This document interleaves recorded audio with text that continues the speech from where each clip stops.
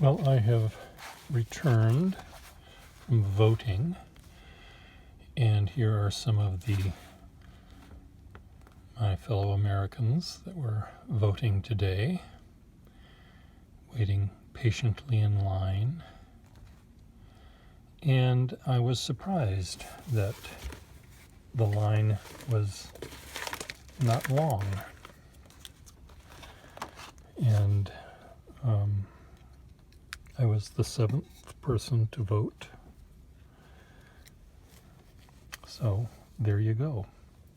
My vote was having difficulty being tabulated because I didn't fill in my little ovals as clearly as I could have had because I really had to pee. So,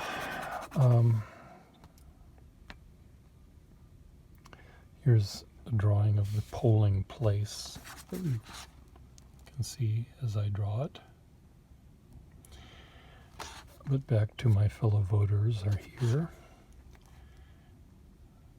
And I didn't draw them as fast as the recording shows, but I drew them kind of fast. Anyway, put that away. Someone may have complained about my last video, saying, OMG, do some research already, and maybe it was research about Teflon in my fountain pen. I didn't really present any factoids in anything that I said, so I don't know whether research was needed when I was just saying opinion. But evidently, maybe it had to do with the Parker 61 and Teflon.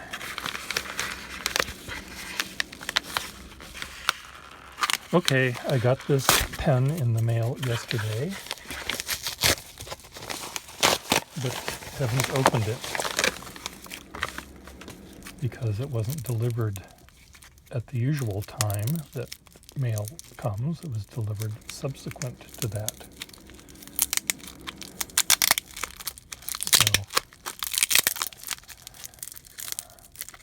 So, okay, how difficult is this to cut this open? Let me get my scissors. Do I have my scissors? Is there a scissors?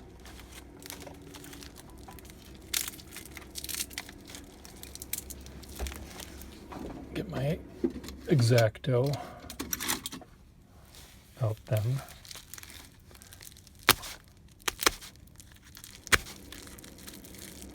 There we go.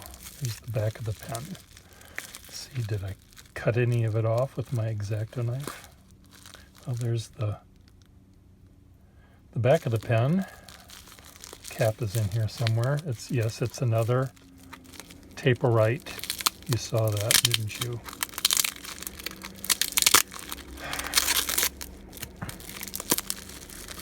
They're an unsung, as you know, by my many attempts to describe them. They're an unsung hero in the pen world. Okay, where's the cap? There's the cap, finally.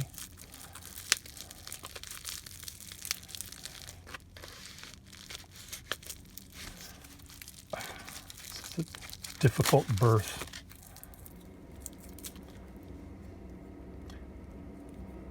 I might have just bent the clip there by getting it caught on the tape. That's okay. I'll fix that later. Okay, it does not work, but let's see how it writes. Does this have the kind of nib I like? Is there any crack in here? There's a slight, it looks like there's a slight bulge. No, there isn't. Good. It's working fine. And I can take it out without breaking it. So let's see how this one writes.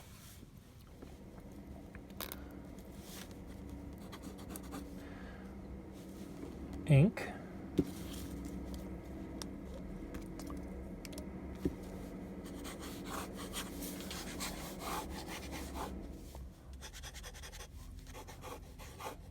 writes very well. My my other, what are these called, Stateleys that I got yesterday.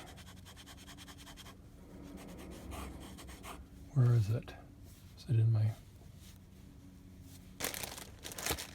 It's on my desk in the other room. It's really stingy with the ink flow, and I think that the nibs are being pressed together. You know, a pen, you should be able to put the pen down without applying pressure, as I'm doing here. The weight of the pen alone should make a line, which this one is doing. The other pen I have is, it seems like the two halves of the nib are being pressed together. And they might be because of, maybe it had been dropped or something, and I've been trying to pull the nib out so I can fix it, and it's stubborn. So it does take a lot of pressure to get it out. See, now this nib comes right out. The other one is really crammed in there, and it's like you just see part of the breather hole. Here you see the whole breather hole. And this nib looks like it's out a little further than it should be, but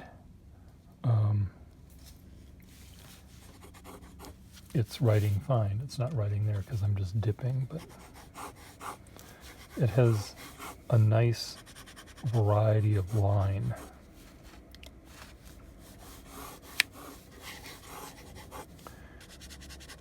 And it's very smooth. So, and these pens, I don't know how many times I've said it in the past and how many times I will say it in the future, but these pens are quite overlooked mainly because they're a copy of the 51. The Eversharp copy of the 51, which is called the Fifth Avenue pen. Do I have any here? Here's one. Is also I've never really had one of these pens that's worked, that's made me smile in any real way. I'll have to look. Maybe I do have one that, I mean, there's no reason why it shouldn't work to a degree that I like it to work. Here's a, oh, that's not a, this is a firm nibbed stalwart, or whatever they called these pens.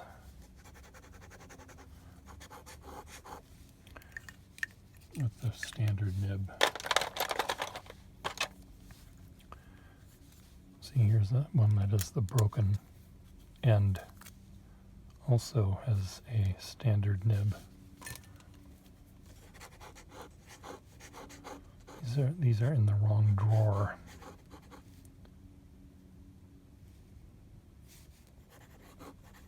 Even the little give that this relatively firm nib has is enough to make you appreciate a fountain pen. What's this 51 doing in here, I wonder? I didn't think I had any of these for sale. Shall I buy this one for myself?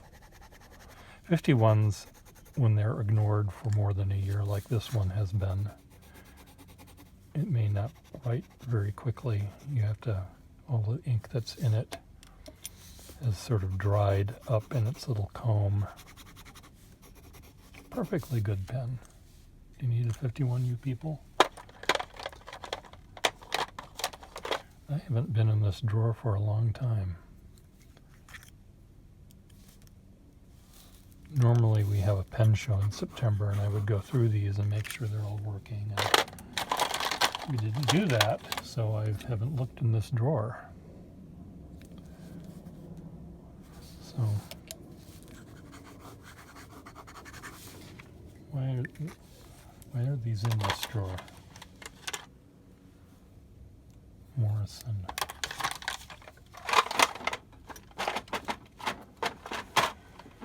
Oh, come on.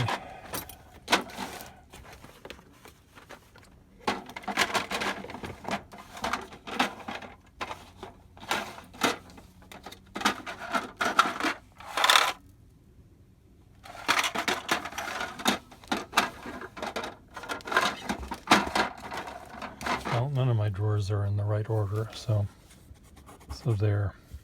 So this pen I should be able to fix perfectly fine. The nib is quite nice, good for sketching or writing.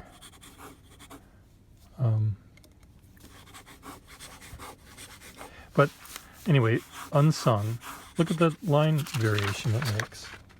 If I had this pen when I was in high school, I would have thought I'd gone to heaven. But I was using rapidograph pens in high school and college, and didn't realize that something like this even existed, and it had been around longer than I had been on this planet. All I had to do was go to the flea market and ask and figure out how to fix it. Back in the days before the interweb, the Encyclopedia Britannica didn't have a article about self-repair of fountain pens.